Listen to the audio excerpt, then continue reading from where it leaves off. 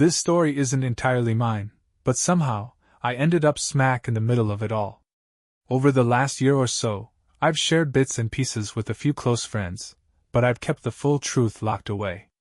Maybe telling it all now will give me some closure. Maybe it'll finally give me the peace I've been chasing. After all, this whole mess, this wreckage of a life I once knew, was what led to the end of my band. And honestly, that's probably the part that stings the most. Rest in peace to what we once had. Let me start from the beginning and break it down for you. There's me, the bassist. I've been playing music for years, bouncing from one band to another, trying to find that perfect fit. It's like dating around, you know? Always hoping for something real. Some bands were good, some were a disaster. I never quite felt at home until I met these guys. But even then, it took time to find that rhythm, both literally and figuratively. Finding a true fit in a band isn't easy. You need more than just skill, you need chemistry, and I'll tell you, that's a rare thing. It's like trying to force a puzzle piece into a spot that it doesn't belong. But with these guys? It finally clicked. It felt natural, like we'd been playing together for years. But even then, the cracks weren't immediately visible. There's our drummer. I'd known him for over a year before we even started the band. We weren't exactly best friends, but we had a solid working relationship. He was dependable, always showed up on time, and we synced up well, especially as a rhythm section. I always felt like he had my back, and I think he felt the same. We weren't brothers, but we could have been. It's like that unspoken bond you build when you spend hours together, hammering out drum fills and bass lines. We didn't have to talk much. Our music did the talking for us. And that, in itself, was something special. There was something almost spiritual about the way we locked in. Then, there's the guitarist. Well, the guitarist and also the lead singer. That guy was a bit of an enigma. I'm not even sure if we ever fully figured him out. He had been with the old band, the one we all decided to ditch. And trust me, that old band? That was a whole other mess. Drama, jealousy, people quitting like it was their job. It was clear it wasn't working. So, we made a decision. We'd wipe the slate clean, just the three of us, and start fresh. No baggage. No past. Just music. Or at least, that's what we told ourselves. For the first 9 months, everything felt golden. It was like we were on the right track. The three of us were more than just bandmates. We were becoming friends, brothers even. We spent hours writing music, jamming, and hanging out outside of practice. Those nights were magical. There was something about that raw energy, that sense of possibility, that made me believe we could actually make it. We had something special, and I felt it in my bones. But of course, as things often do, it all started to unravel. It started with the guitarist. He met this girl on Tinder, and at first, it didn't seem like anything serious. He told us about her, but it was casual, you know? Nothing to worry about. But over time, it became obvious he was in deeper than he let on. I'll call her groupie for reasons you'll understand in a minute. See, I'd been in a steady, long-term relationship for years, and our drummer had been seeing his girlfriend for a while too. They were making it work, despite the distance. She lived in another state. Their relationship wasn't perfect, but it was theirs, and they were figuring it out. Now I use air quotes around the word dating when I talk about our guitarist's situation, because that's what it felt like, some weird, undefined mess. He'd gotten tangled up with groupie, but he wasn't ready to commit to her. He had a lot of emotional baggage from past relationships, stuff that weighed him down. And instead of facing it, he just avoided any talk of commitment. But groupie? She wasn't okay with that. She wanted something real, something monogamous. She wasn't satisfied with the back and forth, the gray area. She wanted him to make a choice. But he wouldn't. Instead, he kept things in this weird limbo where they'd spend all this time together, sleep together, but there was no promise, no certainty. She was left hanging, waiting for him to make a move, but he never did. And here's where things got messy. I've got bipolar disorder. I've struggled with it for years, but I've learned how to manage it. I've done the work, therapy, medication, all of it. I'm open about it, because it's part of who I am. But here's the kicker.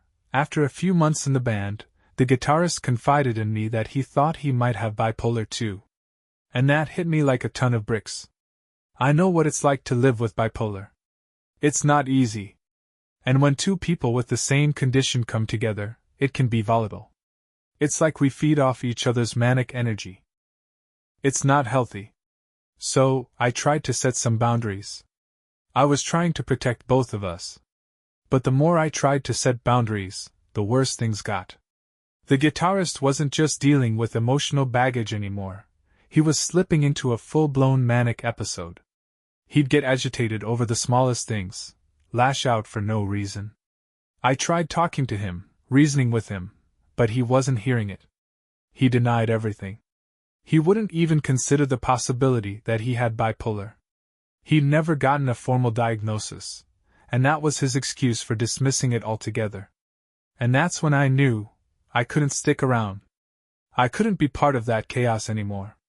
Then, things took a darker turn.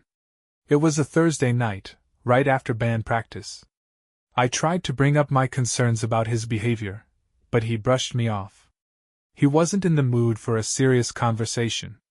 When the guys suggested hitting the bars or partying, I decided to stay home. I told them I had other things to do, I just didn't feel like it. But they didn't care. The party started, and it didn't stop until Saturday night. The thing is, everyone except me was unemployed at that time, so they had all the free time in the world to drink, smoke, and make bad decisions. They had nothing to lose. By the time Sunday rolled around, they were ready to throw a massive July 4th bash at our drummer's parents' place. They called me, practically begging me to come. They were hoping to throw an impromptu set at the party. I was free, but when I heard how manic my guitarist sounded on the phone, his voice all raspy from talking nonstop, I knew I couldn't go. I told them the drive was too far, and I already had plans with my girlfriend. It wasn't a lie. She'd had her family's party the day before, but honestly, she was always down for an excuse to ditch things and do our own thing. So, the party went on without me. But of course, Groupie showed up. By then, things between her and the guitarist were absolutely on the rocks. They fought all the time, loud, ugly arguments. It was clear to anyone who was paying attention that things were falling apart. The vibe at that party was so tense, it was almost painful to think about. From what I heard, the guitarist and drummer decided to play a set, but it was just the two of them, no bass, and one of them being completely manic. It was a disaster. Meanwhile, Groupie spent most of the night hanging out with the drummer. She didn't know anyone else there, and the guitarist was a mess, so she latched onto him. And then, things got even more complicated. Apparently, at some point in the night, the guitarist just up and left. He bolted from the party without saying a word. And for whatever reason, Groupie ended up staying behind.